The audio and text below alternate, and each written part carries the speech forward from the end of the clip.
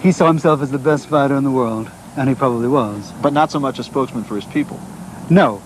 He refused to regard himself as a spokesman. He insisted on regarding himself as an individual, even though he was called upon by many people, particularly in Chicago, black journalists in Chicago, to act as a spokesman, to see himself as a spokesman. That wasn't his role. He didn't feel it was his role. There was more than a little bit of show business in the man, too. He was on the vaudeville circuit after that fight with Tommy Burns. He had 4 fights after that.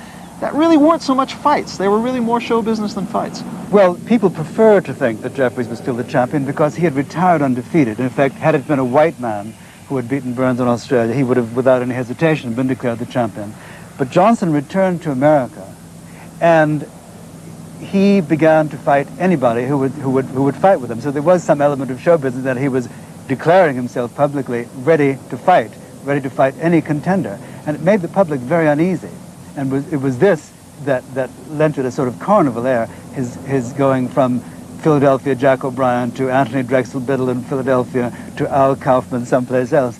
He was saying to the American public, I am ready. So after 4 no decisions in an exhibition fight, there was a chance for a little bit more money and a little bit more show business. A fight with the popular middleweight champion Stanley Ketchel. There was a lot of money up for grabs because there was a film up for grabs. It happened on October 16th, 1909 in Colma, California. Jack Johnson's first heavyweight title defense was against middleweight champion Stanley Ketchel. Johnson wanted to fight undefeated former champion James J. Jeffries, but through 1909, the Great White Hope remained retired. The press also criticized Jack for not defending against black contender Sam Langford. They felt that Johnson was now giving Langford the same treatment Burns and Jeffries had given him. With this controversial backdrop, Jack Johnson readied himself for Stanley Ketchel. The champion outweighed the challenger by 35 pounds.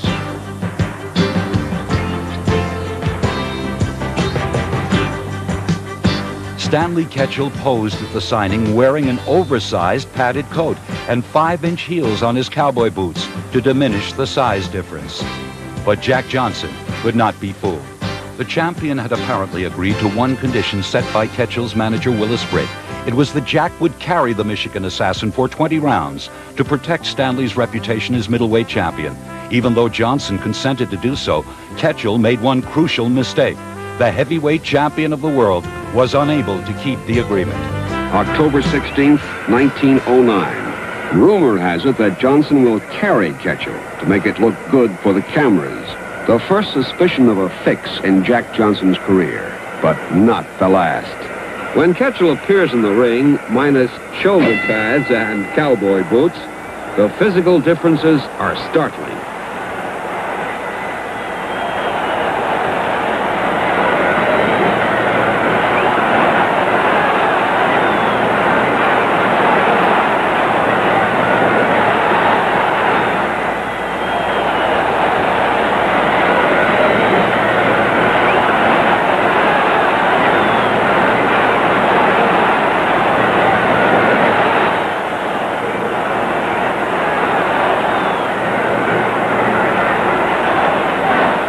Combination of blows, and Ketchel goes down.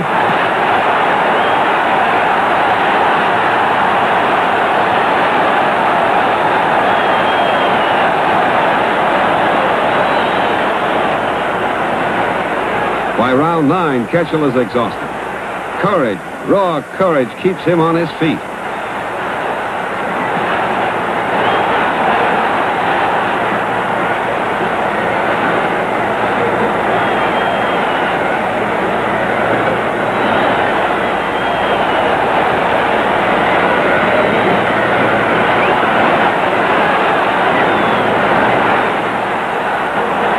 Ketchel's face begins to show blood.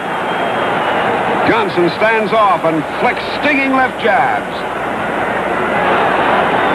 Ketchel looks for that one punch. Johnson steps back from a wild left and then ties up the challenger.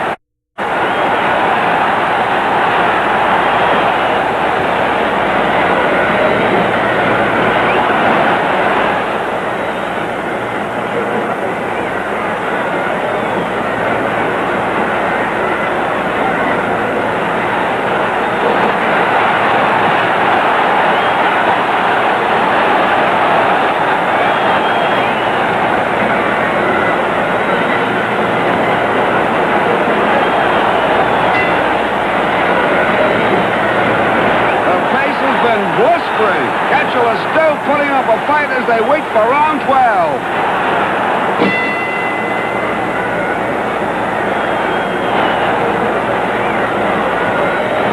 Ketchel throws an overhand right, and Johnson goes down. Ketchel has done it. Johnson rolls over and rises. And then lightning strikes. Ketchel is down. Never has a heavyweight championship fight ended with such sudden turnaround. When a reporter asked Jack Johnson how he felt when Stanley had dropped him to the canvas, he said, "Far better than Ketchel did 30 seconds later. He crossed me, and I made him pay for it." Willis Britt, Ketchel's manager, died shortly after the fight, overcome by the tragedy which had befallen his fighter. Jack Johnson later said he feared that the punch landed hard enough to kill the middleweight champion. Instead, it was disclosed that all of Stanley Ketchel's upper and lower teeth were snapped at the roots.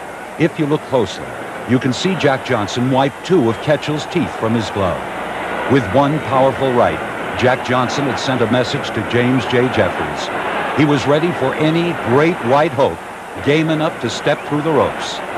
The battle of the century had become inevitable.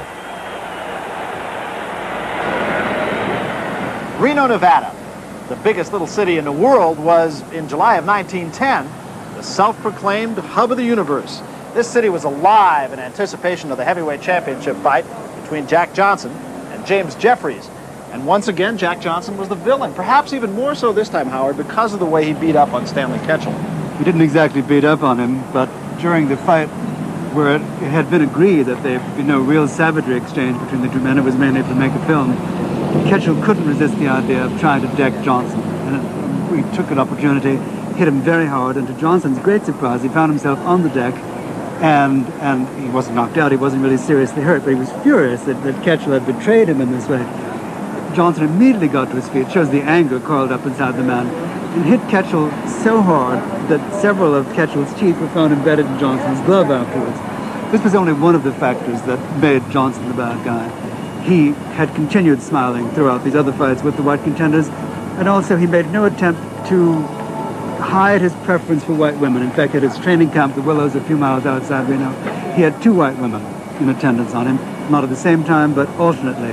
And this he made no attempt to hide from the American public. You described the atmosphere here ahead of the Jeffries-Johnson fight as one of fear, and I think the reason probably it was more than a fight, it was a sociological issue. It was an issue, and Reno was the hub of the universe because it was really going to decide in the imagination and in the minds of the world public, not just the American public, who was the better race, not just the better man, as in a normal fight.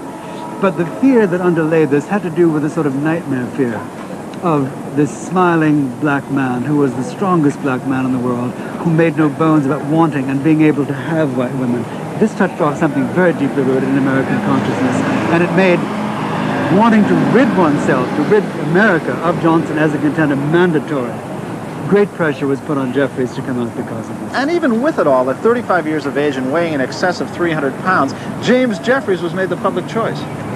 He was made the public choice, and it was imposed upon him as his public duty to come out of retirement, to shed 90 or 100 pounds of this enormous weight, and take on this man. He didn't want to do it. He was melancholy about the prospect of doing it, but he felt it was his duty as an American white man to come and do it. The fight was scheduled for 45 rounds. What kind of an event was it? How big? 2,000 press credentials were issued for the fight. It might not have been the only fight of the century, but it was the first, and to that time, the biggest.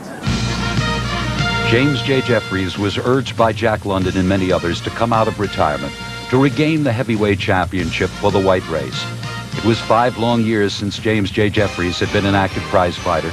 In 1904, he had scored a second-round knockout of Jack Monroe. By 1910, he was working on his farm, having ballooned in weight to 320 pounds. He retired in 1905 as an unbeaten heavyweight champion, and at the age of 35, it was felt that only the fabled Boilermaker from California could rescue the crown from Jack Johnson. James Jeffries had to keep a vibrant sense of humor to combat the obvious public pressure. The ex-champion's victory over Bob Fitzsimmons in 1899 to capture the heavyweight championship and his convincing knockout of former champion James J. Corbett in 1900 were only memories. The great white hope had a long battle to endure. The fight of the century was masterminded by professional gambler Tex Rickard. He outbid 6 prospective promoters by guaranteeing both fighters a total purse of $170,000. Rickard tried to stage the fight in California, but Governor Gillette threatened to call in the militia if any further efforts were made. Both Jack Johnson and James Jeffries were given a $10,000 bonus by Tex Rickard, and to induce the fighters to accept his bid, he placed $20,000 in gold pieces on the table. Rickard wanted to stage the official signing in the Hotel Albany in New York for maximum press exposure. But when Police Commissioner Baker threatened arrest, the site was moved across the river to a hotel in Hoboken, New Jersey. Originally, the winner's share was set at 75% of the total purse, but then James Jeffries insisted on a 60-40 split. Johnson's final take amounted to $120,000, an astronomical figure in 1910. Rickard went to his home state of Nevada. Reno businessmen aided in constructing a suitable arena for the fight. So both fighters set up training camps in nearby areas. Jeffries built a handball court in order to shed 90 pounds. Within 6 months, an overweight ex-champion had to be transformed into a viable contender. Early on, James Jeffries was made the favorite by professional gamblers and boxing experts. Ex-champion James Corbett was brought in to work with Jeffries. And after a series of brutal workouts, witnessed by an adoring public and Mrs. James Jeffries, the ex-champion readied himself for the battle of the century. The entire country was mesmerized by the desire of one man who earned the now infamous title, the Great White Hope. Reports were surfacing that Jack was in the best shape of his ring career. It was repeatedly stated that Jack Johnson was seeking sweet revenge for the many years that Jeffries had denied him a title shot. The press build-up was as spectacular as any in the history of sports. Reno. Sporting fans rush to Reno. Even the amphitheater made of yellow pine has been carted over the mountains from California. It's as if some gigantic Greek drama is about to unfold. For Johnson, it is the final lap. He spars with veteran Al Kaufman, but there is a time for work and a time for play.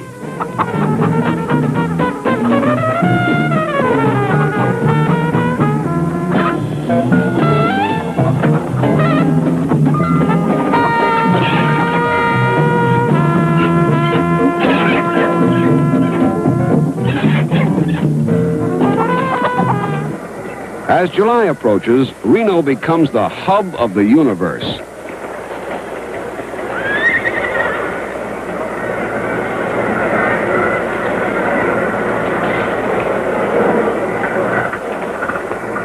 The Johnson Club, place to quench a thirst, place a bet.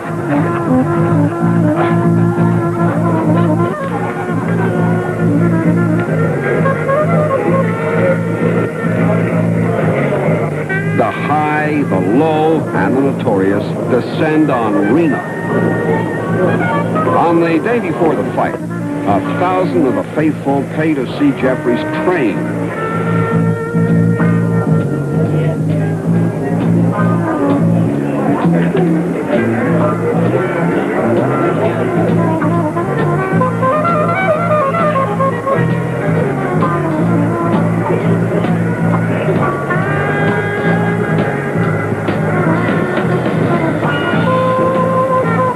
Reporters flocked to Jeffries' camp. The New York Times correspondent, none other than John L. Sullivan, the bulky man on the right. Sullivan spars with gentleman Jim Corbett. In the cause of solidarity, all must be forgiven. So ends a 17-year feud between these legendary figures. On the day of the fight, trains arrive every half hour. High society comes in private cars, lending a touch of elegance rare on the prairie.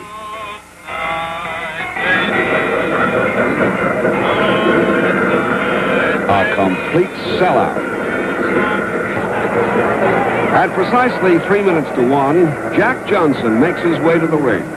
Johnson is always the first to enter. So seriously does he take this ritual that it's written into his contract. The nation comes to a standstill as cameras grind away. A roar goes up. Now, Jeffries. The crowd goes wild. This is a new age of instant communication. For the first time ever, a round-by-round account relayed across country by telegrapher's key. Round 1. 45 rounds. The battle of the century. The action is tentative, cautious. Two champions, one old and coaxed out of retirement, acclaimed as the Great White Hope. The other, proud and outspoken, a man who has aroused the nation. The third man is Tex Rickard, impresario extraordinaire. While outside, hundreds unable to buy tickets await the outcome. Jeffries bears the reputation of being the strongest man ever to enter the ring.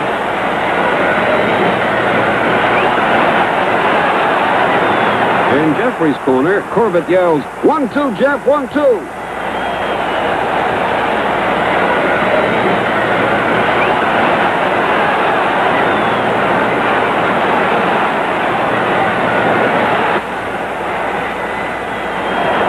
For round 7, Jeffries is beginning to show frustration. Each time he launches an attack, Johnson quickly stifles it. And his frustration is compounded by Johnson's taunts.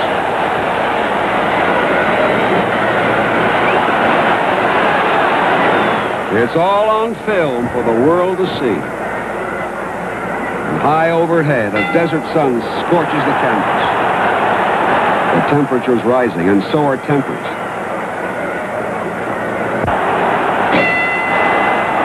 The bell rings for round 15.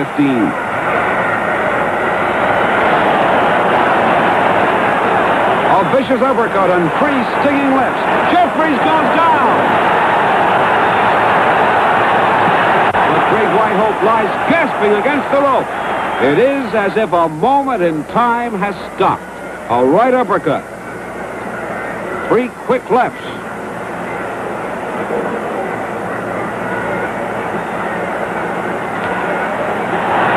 Get up, Jack. Get up.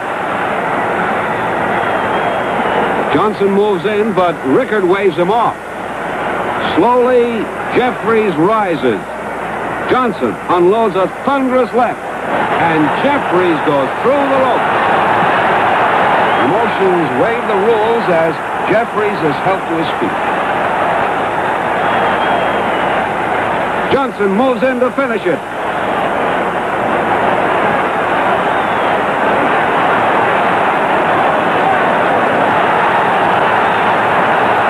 Jeffries finally collapses from a combination of blows. Johnson's stunning win over Jeffries signified much more than a heavyweight championship. It was the cause of an outbreak of racial violence across the country.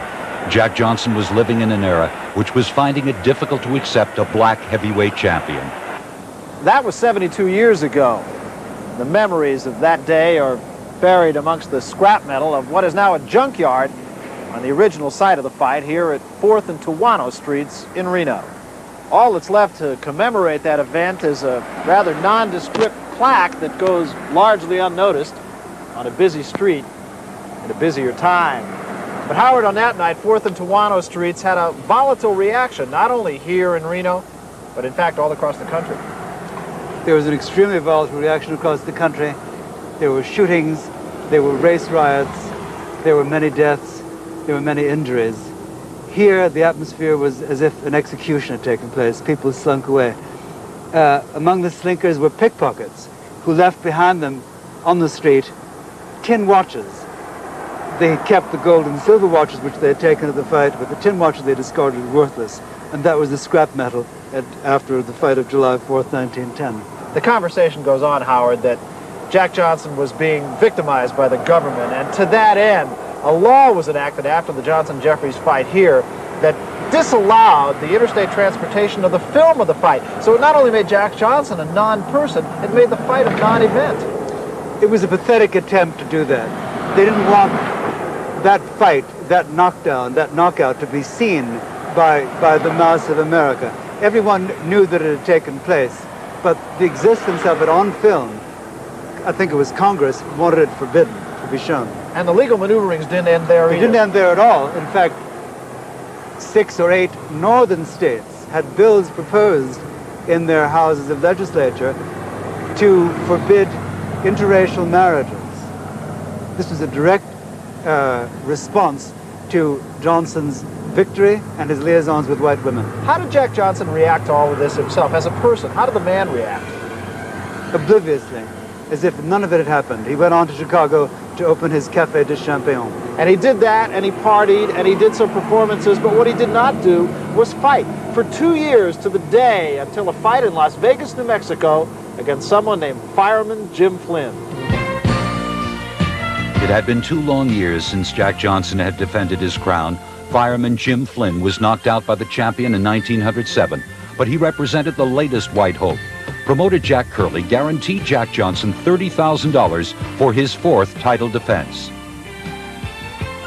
But clearly this was not the same man who defeated James Jeffries in 1910. Jack was out of shape. Life had become a non-stop party during his layoff. A group of clergymen, prosecutors, and detectives began working with the grand jury to scrutinize his private life. Jack was told he was being investigated, but he made no effort to change his free and easy lifestyle. His white wife, Etta Duryea, lived with the miseries of public rejection. It was a difficult time for the heavyweight champion. Jack Johnson and Fireman Jim Flynn converged on Las Vegas, New Mexico in the summer of 1912. Because of the recent ban on the transport of fight films, promoter Jack Curley had trouble finding a crew to record the fight.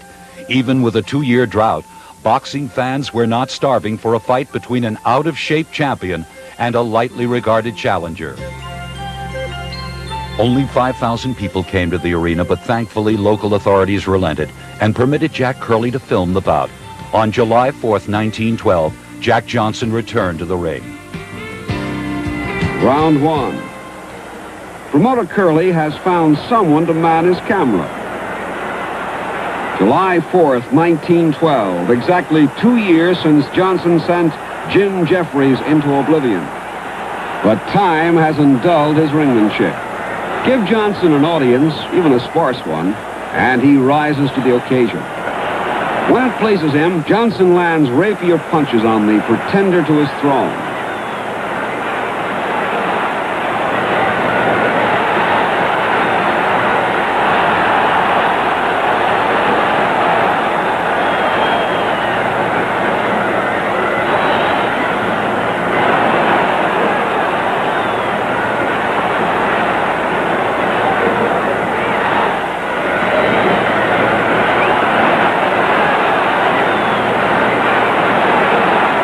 Is completely demoralized. Skeptics might find it hard to believe that this same Jim Flynn, 5 years later, will flatten Jack Dempsey in a single round. Exasperated and determined to do damage, Flynn leaves his feet and propels his head under the champion's chin. The referee has words with the challenger.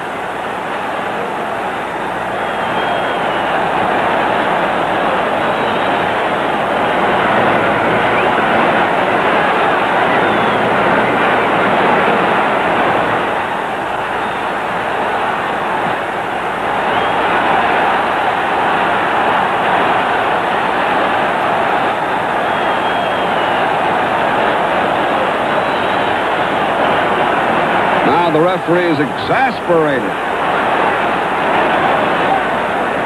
We're using Marquis of Queensberry rules, the referee cautions. I want both of you to follow the rules.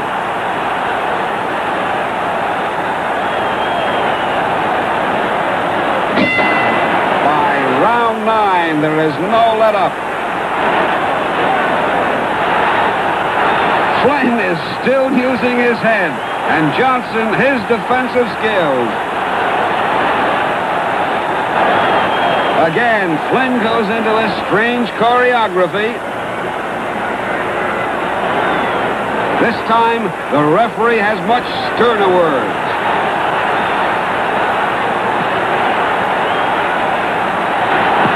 What's this? A fourth man enters the ring. It's the sheriff who halts the proceedings. So once again, Jack Johnson wins by police intervention. After the fight, when Jack returned home to Chicago, his wife Etta suddenly committed suicide. Then in November of 1912, Jack Johnson was put under federal indictment on the grounds that he transported a white woman, Miss Belle Schreiber, across several state lines. This violation of the Mann Act of 1910 was passed in Congress to crack down on prostitution, and for 4 days, the heavyweight champion of the world was in jail. When he got out on bail, he had a jail sentence hanging over his head. Jack Johnson continued to defy the reformers. He married another white woman, Lucille Cameron, almost guaranteeing a stiff jail term. Within 4 months, Jack Johnson was on trial. In May of 1913, Jack Johnson was found guilty of violating the Mann Act and sentenced to 1 year and 1 day in a Joliet, Illinois penitentiary. He was also fined $1,000. Jack was terribly bitter, and he decided to jump ahead. When he left the United States with his wife Lucille, he promised it would be forever. The champion traveled to Canada, France, and finally England as the world's most famous fugitive. Jack Johnson was still the heavyweight champion of the world, but at this time in his life, he was a man without a country. This scale upon which Jack Johnson stepped here in Reno, the ring in which he fought, and in fact the fight itself for the heavyweight title with Jim Jeffries was just a memory when Jack Johnson skipped bail and headed for the Canadian border. He was still the king of the heavyweight division, but Howard, he was a king without a throne. Yes, and the 2 years that preceded his becoming a fugitive from America contains some very interesting episodes which were to deprive him of his throne. After winning the championship in Reno, Jack opened the Café de Champion in Chicago. Unfortunately, this was in the middle of a very violent reform movement. And of course, Jack Johnson being more than usually visible as usual, they had their eye on him, particularly when he involved himself with a young white girl named Lucille Cameron.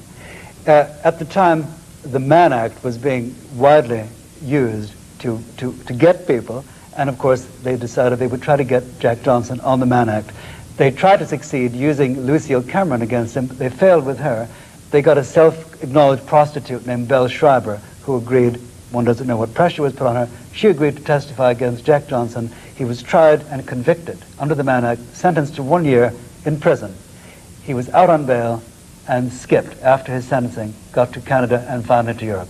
Even in Europe, Howard, he was still something of an anti-hero. Couldn't find work, couldn't get a fight, and really was not loved by the people. He wasn't particularly loved by the people, and more to the point, he couldn't find a contender worthy of him. So he was forced again, this time out of sheer necessity, to become a performer. He would perform in vaudeville. He would play the bull fiddle. He would do little music hall acts. He would box exhibition bouts, but nothing that was really worthy of him. His gift was being wasted. He was becoming depressed. He was homesick. He was there with this woman with whom he began to quarrel a great deal. War was beginning in Europe. He was not a happy man. It seems an undeniable fact, but that Jack Johnson was set up. He was set up for his prosecution in America, but as he himself admitted, the charges were real.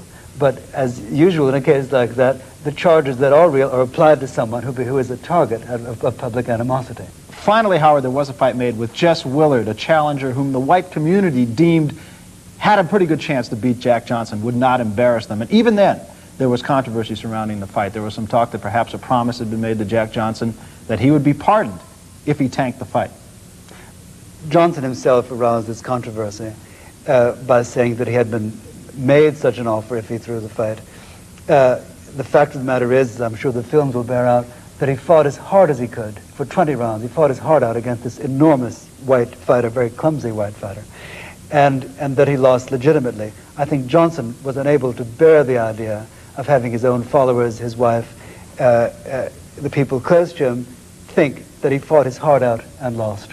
So Jack Johnson was a loser. Jess Willard was now the heavyweight champion of the world, and there wasn't to be another black challenger for 22 years. April 5th, 1915. Jack Johnson was a 37-year-old heavyweight champion. Promoter Jack Curley convinced him to fight Jess Willard. Johnson had never even heard of this giant of a man. This farmer from Kansas was 6 foot 6 inches tall and weighed 260 pounds. Curley assured Jack that Willard posed no threat to the crown. The site was Havana, Cuba. Federal authorities threatened to take the champion into custody if he set foot in the U.S. Curley promised Jack there would be no interference from American marshals. With a cloud of political controversy hanging over the champion's head, Jess Willard seemed even more of an insurmountable opponent. The challenger trained for Johnson as never before. He was ready to go the full 45 rounds. Jack was out of shape. He figured Willard to be yet another great white pretender. Jack Johnson was guaranteed $30,000 and was told by Jack Curley that a possible pardon could be arranged if he agreed to his figure. The champion demanded the money at the weigh-in, but Curley promised its delivery to his wife at ringside. So as the challenger departed for Mariano Racetrack, Jack Johnson pondered his future. He knew he was unable to return to his country, and as an aging champion, he had to anticipate a troublesome battle with Jess Willard. By rail, by car, on foot, a single destination, Oriental Park Racetrack. Though still morning, hundreds of early birds storm the gate for choice seats. Bat Masterson, the real Bat Masterson, once the fastest gun on the frontier, tips his hat for ticket buyers. Camera crews get ready. Umbrellas are already open to guard against the Caribbean sun. Hours before the fight, the protagonists are introduced. Jess Willard looks like an overgrown country boy in his Sunday best.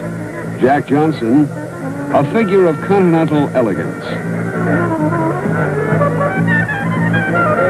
The governor of Havana is given a place of honor in the shaded grandstand. 2 hours later, a roar goes up as the champion makes his way to the ring. Temperature 103 and rising. At 37, Jack Johnson still clings to his superstition of being the first to enter the ring. Johnson is shown where his wife is seated. The moment of truth approaches. The challenger strides down the aisle. Now Willard enters the ring. Almost an apparition in dark pants, jacket, and hat. The fighters shake hands. On the scale for the weigh-in, Willard looks tough and trim. Johnson, the legendary Jack Johnson, no longer lean, no longer the classic champion of Sydney, Australia, and Reno, Nevada. The ritual of the gloves. First, the challenger.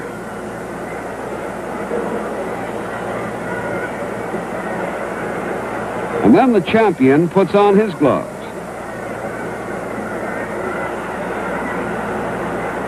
April 5th, 1915. Round one. 45 rounds for the heavyweight championship of the world.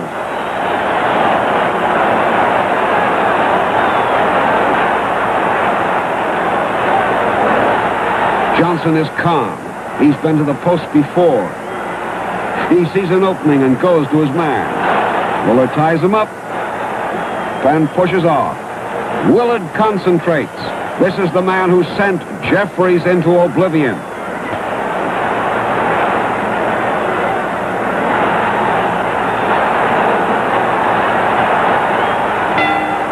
The end of round one. It is hot and getting hotter. High overhead, the Cuban sun glares relentlessly. By round 10, it becomes a bitter struggle. Each man trying to establish superiority. Willard advances cautiously.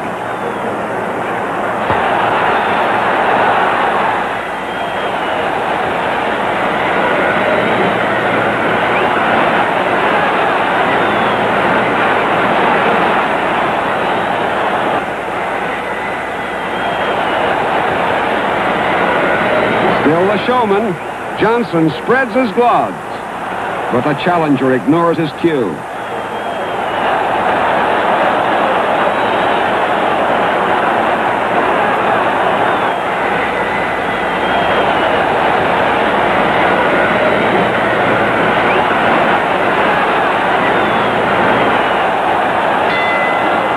Willard is respectful.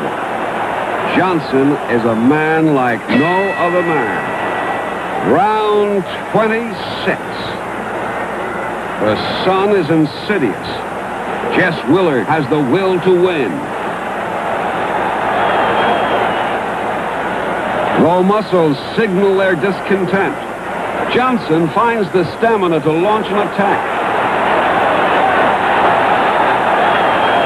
Leaning, pushing, shoving, holding on.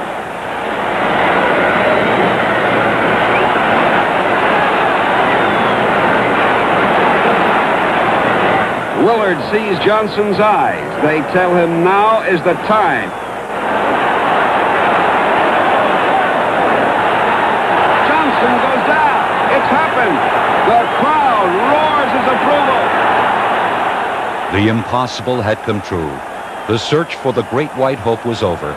Jack Johnson had been dethroned. A riot followed the fight. Delirious fans rejoiced over the new white heavyweight champion. Following the loss, reliable advisors told Jack to head back to Europe, fearing a prison term if he entered the U.S. Then after several weeks, Jack Johnson broke some startling news. He claimed the fight was fixed. A photograph was released of Jack apparently shading his eyes after the knockdown. The ex-champion made an affidavit in which he accused Jack Curley of paying him to lay down between rounds 10 and 20. Johnson asserted that Willard's poor performance carried the fight an extra 6 rounds. As evidence of the fix, Johnson pointed to the fact that his wife left ringside after the 25th round. He said a prearranged signal indicated the next round would be the last. Those in attendance felt Jack's story was a sham. Many experts felt Jack was making these declarations to get himself out of financial trouble. Public sentiment indicated that Jack Johnson had lost his title to the better fighter on that fateful day in 1915. We may never hear the true story. Jack was resigned to a life of exile in England, Spain, and Mexico until July 20th, 1920, when he surrendered to federal authorities in San Diego. On September 13th, Jack Johnson was ordered by Judge George Carpenter to serve 1 year and 1 day in the federal penitentiary in Leavenworth, Kansas. When he was released, he received roaring welcomes in Chicago and New York. But in the 20s, the celebrated ex-champion was resigned to the life of flea circuses and small-time vaudeville. Jack Johnson was nothing more than a showpiece, drifting into poverty. But Jack Johnson was not desperate for self-esteem. He still had the desire to speak and work for his country. Churchgoers, black improvement associations, and even the Ku Klux Klan gathered to listen to the former heavyweight champion. I want to say a few words in regard to boxing here today. I should not be here, but I am here. I want to do something good. And out of doing that something good, something will come good to me. Now then, I am boxing a fellow here, Joe Jeanette, who some 40 years ago, Joe and I used to have some tough scraps. But even so, with all our fights, we have retained our friendship. 1945. Johnson is 67. Jeanette, 71. A war bond rally is held in New York. Jack Johnson, now recognized as the greatest heavyweight champion of all time.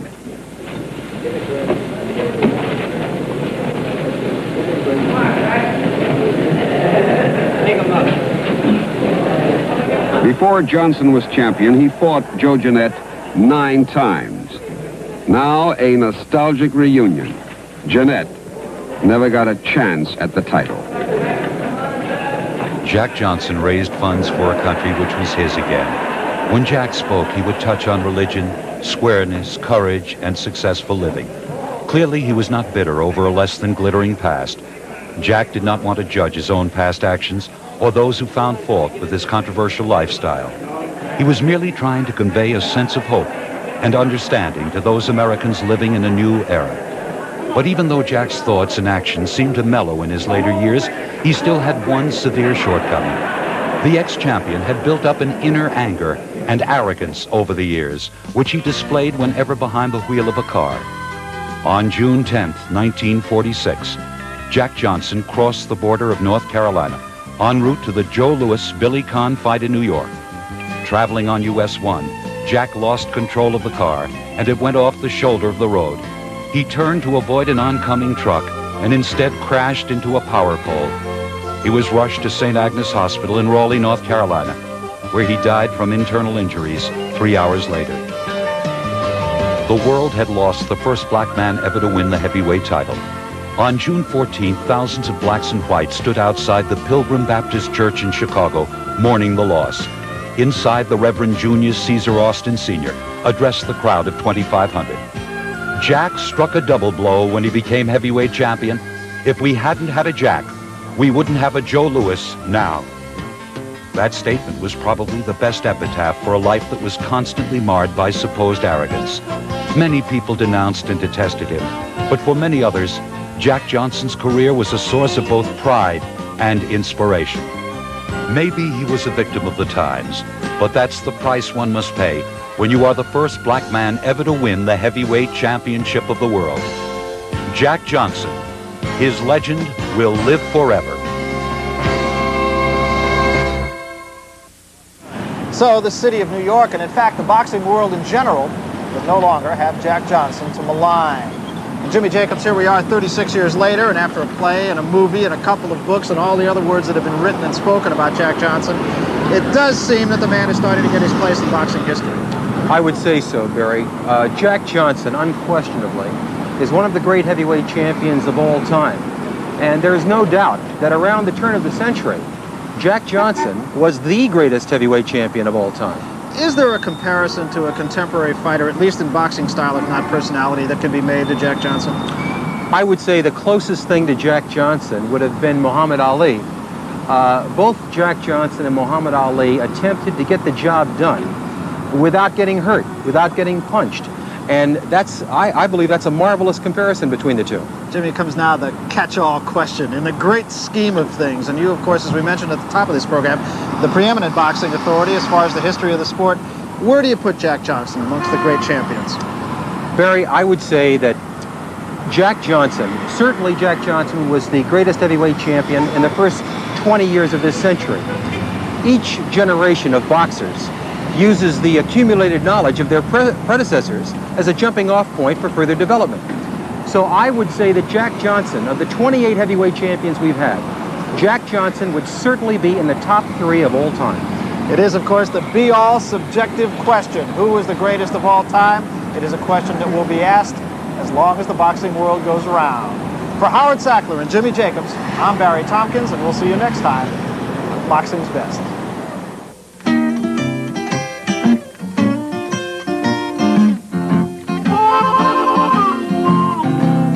Well, your mind gets worried when your shoes get